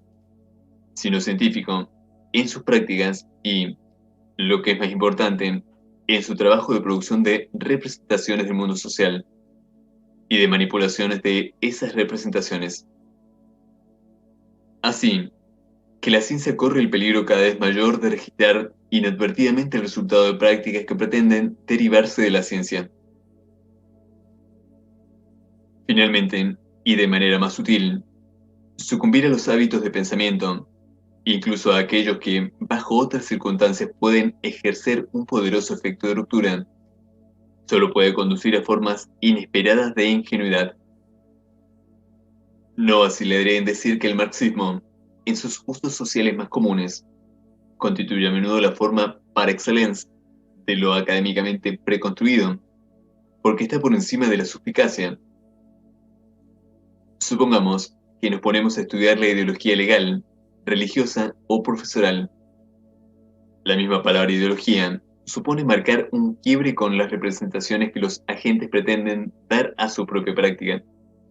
Significa que no deberíamos tomar sus declaraciones al pie de la letra, que tienen intereses, etc. Pero en su violencia inoclasta, la palabra nos lleva a olvidar que la dominación de la que debemos arrancarnos para objetivar logra ejercerse en gran medida, en tanto es desconocida como tal. Por tanto, nos hace olvidar que debemos reintroducir en el modelo científico el hecho de que la representación objetiva de la práctica tuviese que ser construida contra la experiencia primaria de la práctica, o, si lo prefieren, que la verdad objetiva de esta experiencia es inaccesible a la experiencia misma. Marx nos permite abrir de un portazo las puertas de la doxa, de la adherencia tóxica a la experiencia primaria, pero detrás de esta puerta yace una trampa, y el demiable, que confía en el sentido común académico, olvida retornar a la experiencia primaria que la construcción académica había puesto entre paréntesis y dejado a un lado. La ideología, realmente a esta altura haríamos mejor en llamarla de alguna otra manera, no se nos parece como tal, a nosotros y a sí misma, y es este desconocimiento el que le da su eficacia simbólica. En suma, no alcanza con romper con el sentido común ordinario o con el sentido común académico en su forma habitual. Debemos romper también con los instrumentos de ruptura que niegan la experiencia misma contra la cual han sido construidos. Esto debe hacerse para elegir modelos más completos, que abarquen tanto la ingenuidad primaria como la verdad objetiva que esa ingenuidad oculta, y en la que se detienen los demiábiles, aquellos que piensan que son más astutos que nadie, engañados por otra forma de ingenuidad. No puedo contenerme de decir aquí que la excitación de ser astuto, desmitificador y desmitificado, de hacer el papel del desencantado desencantador, es un ingrediente crucial en buena parte de las vocaciones sociológicas, y el sacrificio que el riguroso método exige es por ello de lo más costoso. No hay riesgo de sobreestimar la dificultad y los peligros cuando se trata de pensar el mundo social. La fuerza de lo preconstruido reside en el hecho de que, estando escrito tanto en las cosas como en las mentes, se representa bajo el manto de lo autoevidente, que pasa desapercibido porque, por definición, se da por sentado. La ruptura requiere una conversión de la mirada de uno, y es posible decir acerca de la enseñanza de la sociología que primero debiera dar nuevos ojos, como han dicho a veces los filósofos iniciáticos. La tarea es producir, si no una nueva persona, al menos una nueva mirada, un ojo sociológico. Y esto no puede hacerse sin una genuina conversión, una metanoia, una revolución mental, una transformación de la propia visión del mundo social en su totalidad. Lo que se llama ruptura epistemológica, es decir, la puesta entre paréntesis de las preconstrucciones habituales y de los principios comúnmente en funcionamiento en la elaboración de dichas construcciones, a menudo presupone una ruptura con modos de pensar, conceptos y métodos que tienen a favor toda la apariencia del sentido común, del sentido ordinario y del buen sentido científico. Todo aquello que la tradición positivista dominante honra y reverencia. Ustedes seguramente comprenderán que, cuando uno está convencido, como yo, de que la tarea más decisiva de la ciencia social, y por tanto de la enseñanza de la investigación en ciencias sociales, es establecer como norma fundamental de la práctica científica la conversión del pensamiento, la revolución de la mirada, la ruptura con lo preconstruido y con todo aquello que lo apuntala en el orden social y en el orden científico, se está condenado a la sospecha permanente de querer ejercer un magisterium profético y exigir una conversión personal. Agudamente consciente de las contradicciones específicamente sociales de la empresa científica, tal como he tratado de escribirla, cada vez que juzgo un trabajo de investigación, suelo preguntarme a mí mismo si debiera tratar de imponer la visión crítica que, a mí me parece, la condición necesaria de construcción de un objeto científico genuino, poniendo en movimiento una crítica del objeto preconstruido que probablemente parezca un coup de force, una suerte de Anschluss intelectual. Esta dificultad es muy seria porque en las ciencias sociales el principio de los errores casi siempre se fundan, al menos en mi experiencia, en disposiciones socialmente constituidas, así como en miedos y fantasías sociales, de manera que siempre es difícil pronunciar públicamente un juicio crítico que, más allá de las prácticas científicas, toque las disposiciones más profundas del hábitus, aquellas íntimamente ligadas a los orígenes sociales y étnicos, al género y también al grado de consagración académica previo. Tengo en mente aquí la humildad exagerada de algunos investigadores, más frecuente entre las mujeres que entre los hombres, o entre aquellos que provienen de un trasfondo social modesto, como decimos a veces, que no es menos fatal que la arrogancia. En mi opinión, la postura correcta consiste en una combinación altamente improbable de una determinada ambición,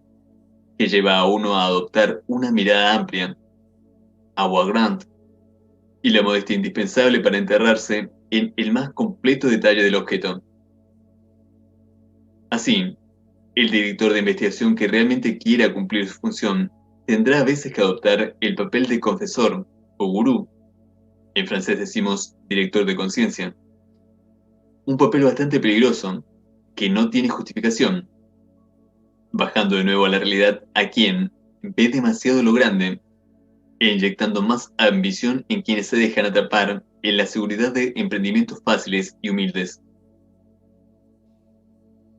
De hecho, la ayuda más decisiva que el investigador novato puede esperar de la experiencia es aquella que lo anime a tomar en cuenta, en la definición de su proyecto, sus condiciones reales de realización, es decir, los medios que tiene a su disposición, especialmente en términos de tiempo y competencia específica, dada la naturaleza de sus experiencias sociales y de su formación, y las posibilidades de acceso a los informantes y a la información, documentos y fuentes, etc. Con frecuencia, es solo en la conclusión de un prolongado trabajo de socioanálisis, a través de toda una secuencia de fases de sobreinvestiduras y desposeimientos, que el ajuste ideal entre un investigador y su objeto puede lograrse. La sociología de la sociología,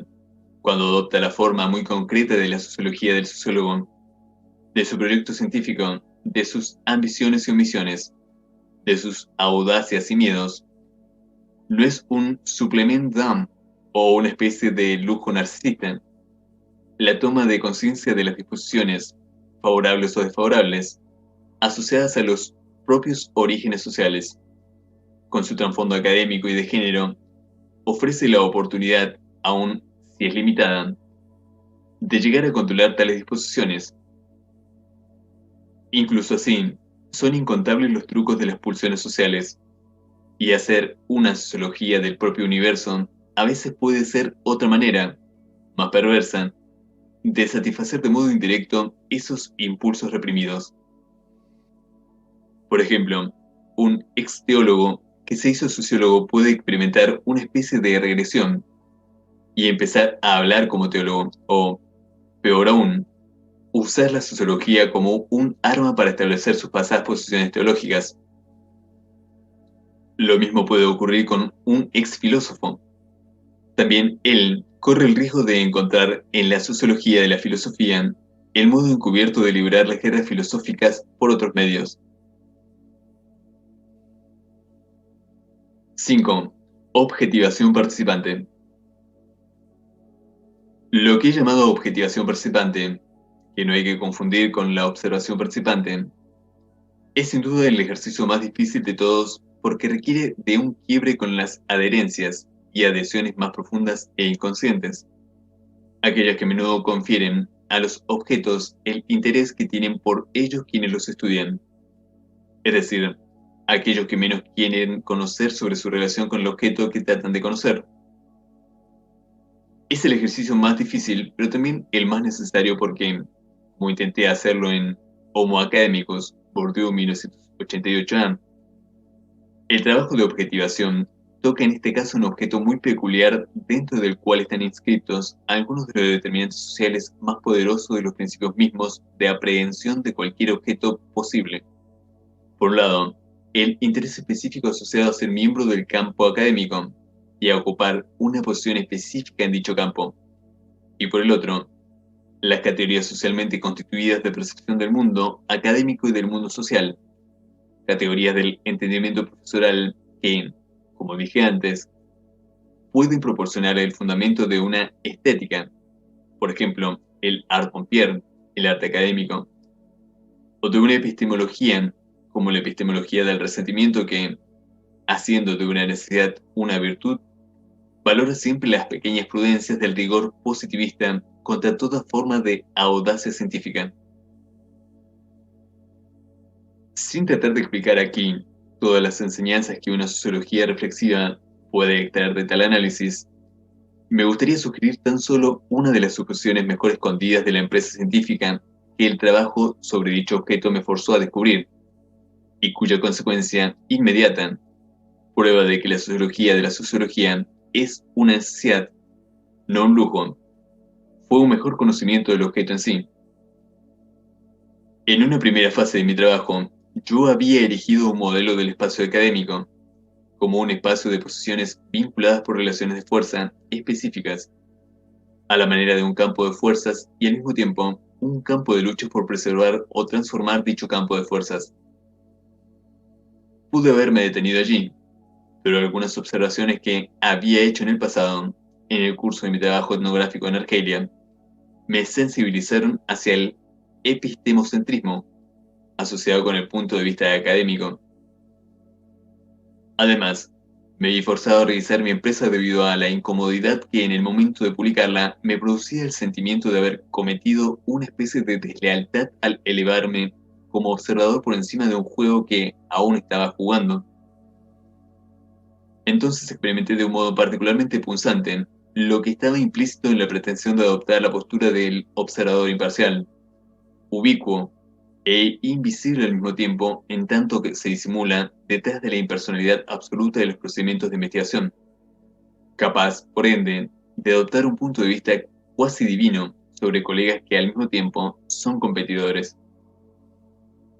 Al objetivar la pretensión de posición regia que convierte a la sociología en un arma en las luchas internas al campo en lugar de un instrumento de conocimiento de tales luchas, y por ende del propio sujeto cognoscente que, no importa lo que hagan, nunca deja de librarlas, me di a mí mismo los medios para reintroducir en el análisis la conciencia de las presuposiciones y prejuicios asociados con el punto de vista local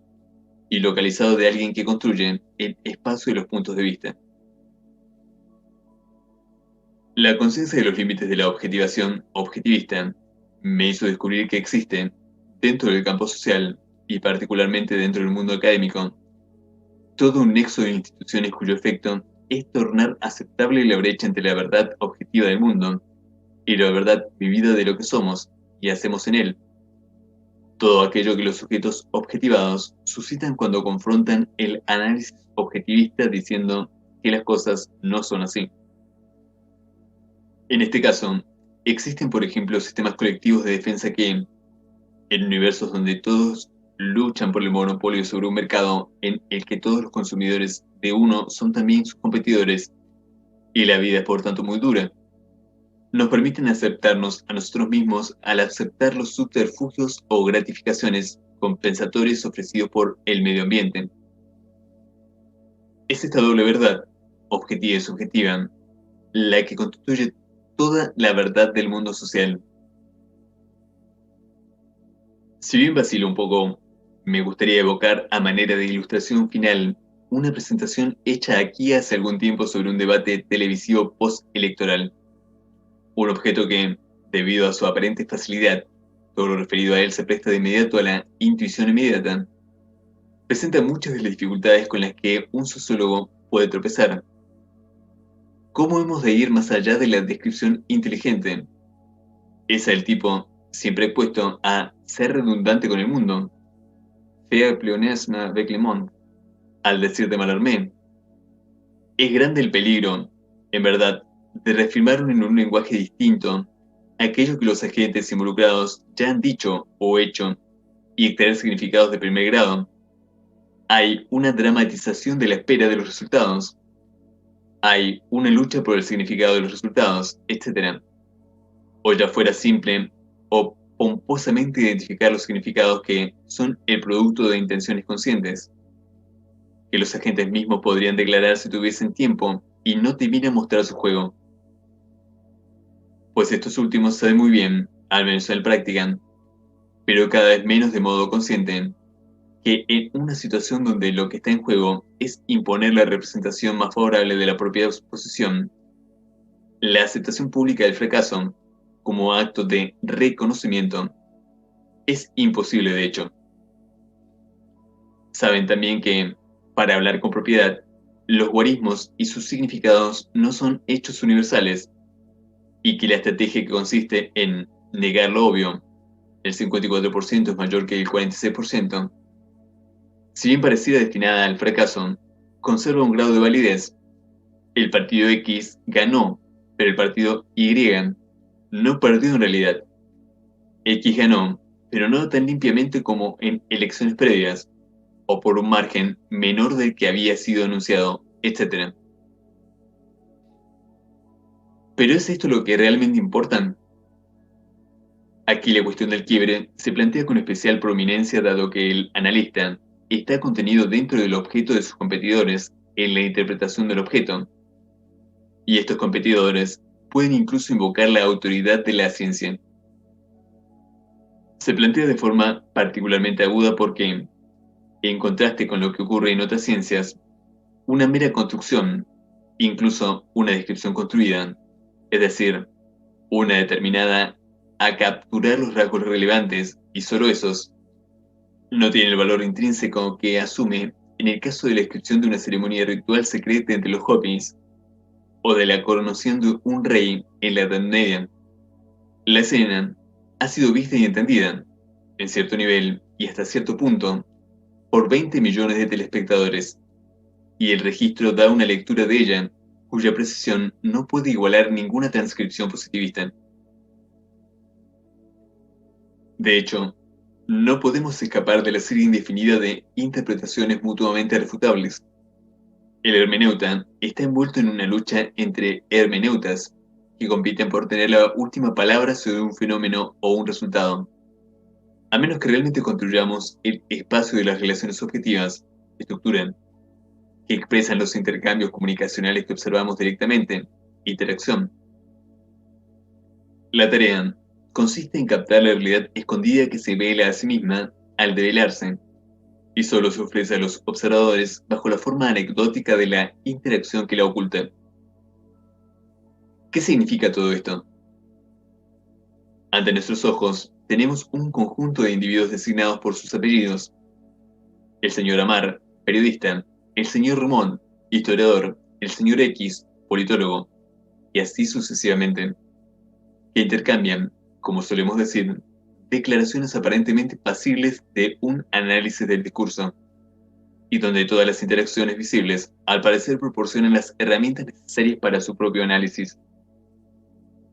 Sin embargo, la escena que se desata en el estudio de televisión,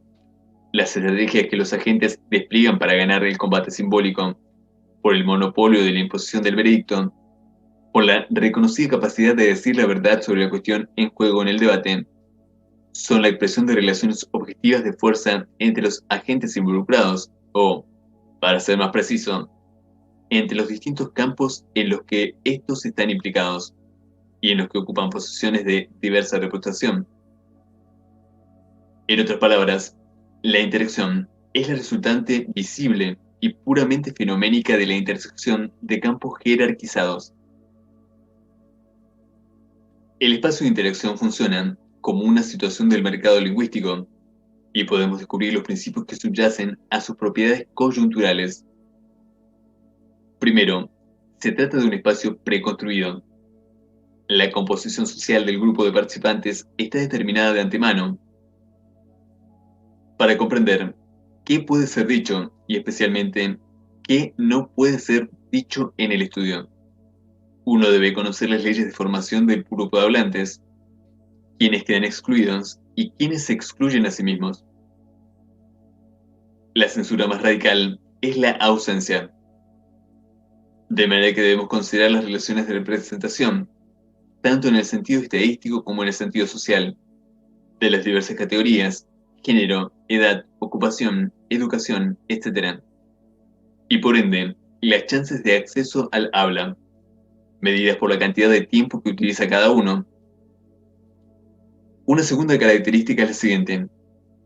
el periodista ejerce una forma de dominación, coyuntural, no estructural,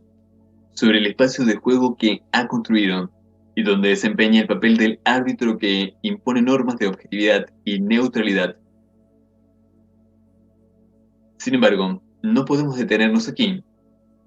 El espacio de interacción es el locus donde se lleva a cabo una interacción entre varios campos. En su lucha por imponer la interpretación imparcial, es decir, por hacer que los espectadores reconozcan la suya como la visión objetiva, los agentes tienen a su disposición recursos que dependen de su membresía en campos objetivamente jerarquizados. y de su posición dentro de los respectivos campos. En primer lugar, tenemos el campo político, Bourdieu 1981A, en tanto están directamente implicados en el juego y por tanto directamente interesados, y así se los ve. Se percibe de inmediato a los políticos como juez y parte, sospechosos siempre de proponer interpretaciones interesadas, cegadas y por ende desacreditadas. Ocupan distintas posiciones del campo político. Se ubican en este espacio por su membresía en un partido, pero también por su estatus en el partido, su notoriedad, local o nacional, su atracción pública, etc. Luego tenemos el campo periodístico. Los periodistas pueden y deben adoptar una retórica de la objetividad y la neutralidad, con la asistencia de los politólogos cuando sea menester. Luego tenemos el campo de la ciencia política, dentro de la cual los politólogos mediáticos ocupan una posición bastante desprovista de glamour, si bien gozan de un prestigio considerable del lado de afuera, especialmente entre los periodistas a los que dominan estructuralmente. Le sigue el campo del mercado político, representado por los anunciantes y consultores mediáticos que revisten sus evaluaciones de los políticos de justificaciones científicas. En último lugar, está el campo universitario propiamente dicho, representado por especialistas en historia electoral que se han especializado en el comentario de resultados electorales. De tal modo que encontramos una progresión desde los más comprometidos a los más desapegados, estructural o estatutariamente. El académico es el que tiene más distancia, más desapego. Cuando llega a producir una retórica de la objetividad lo más eficaz posible, como es el caso en estos programas de noticias postelectorales, el académico goza de una ventaja estructural sobre todos los demás. Las estrategias discursivas de los diversos agentes, y en particular los efectos retóricos que apuntan a producir una fachada de objetividad, dependerán del balance de fuerzas simbólicas entre los campos y de los recursos específicos que la membresía en dichos campos conceda a los distintos participantes. En otras palabras, se articularán según los intereses específicos y activos diferenciales que los participantes posean en esta particular lucha simbólica por el veredicto neutral, en virtud de su posición dentro del sistema de relaciones invisibles que prevalece entre los diferentes campos en los que operan. Por ejemplo, el politólogo tendrá una ventaja como tal sobre el político y el periodista,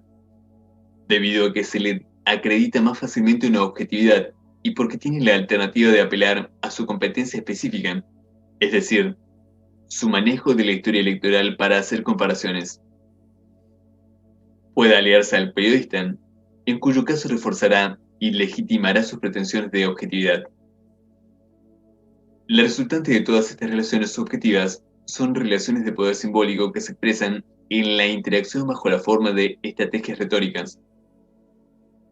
Son estas relaciones subjetivas las que determinan en su mayor parte quién puede cortar a quién, hacer preguntas, hablar largamente sin ser interrumpido o desatender a las interrupciones, etc. Quién está condenado a estrategias de negación, de intereses y de estrategias interesadas, a negativas rituales, a dar respuesta o a fórmulas estereotipadas, etc. Podríamos avanzar un poco más y demostrar cómo el hecho de someter a análisis las estructuras objetivas nos permite explicar las particularidades del discurso y de las estrategias retóricas, las complicidades y los antagonismos, así como las jugadas intentadas y producidas, en suma,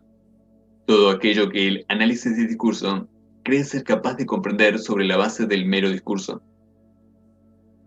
Pero, ¿por qué es tan difícil el análisis en este caso? Sin duda porque aquellos a quienes el sociólogo pretende objetivar son sus competidores por el monopolio sobre la objetivación objetiva. De hecho, según los objetos que estudian, el sociólogo estará más o menos alejado de los agentes y cuestiones en juego que observa,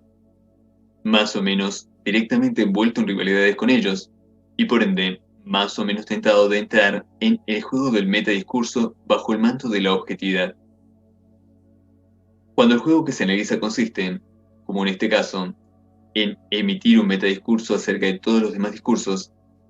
de los políticos que proclaman alegremente la victoria electoral,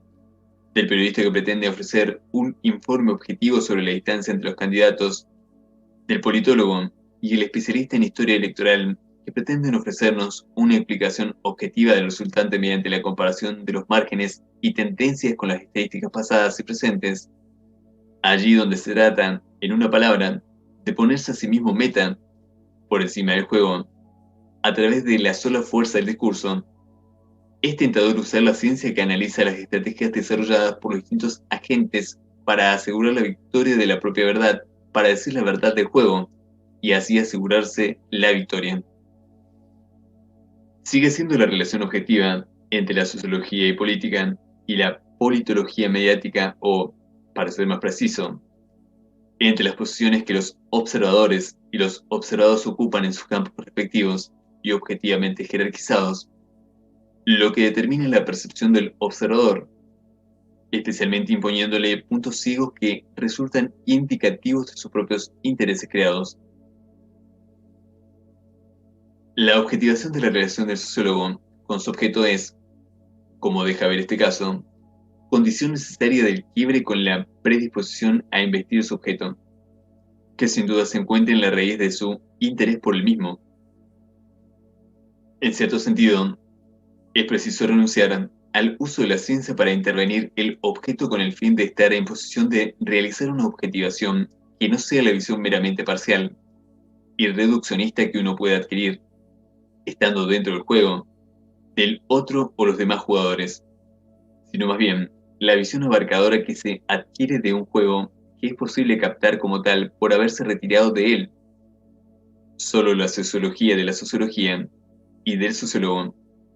puede darnos un determinado dominio de los objetivos sociales que es posible perseguir por medio de las metas científicas que buscamos de manera inmediata.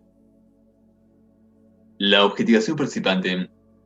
que podría postularse como la forma más alta del arte sociológico, solo se realiza en la medida en que se la practiquen sobre una objetivación lo más completa posible del interés implícito en objetivar inscripto en el acto de participar, como así también sobre la puesta entre paréntesis de este interés y de la representación que sustenta.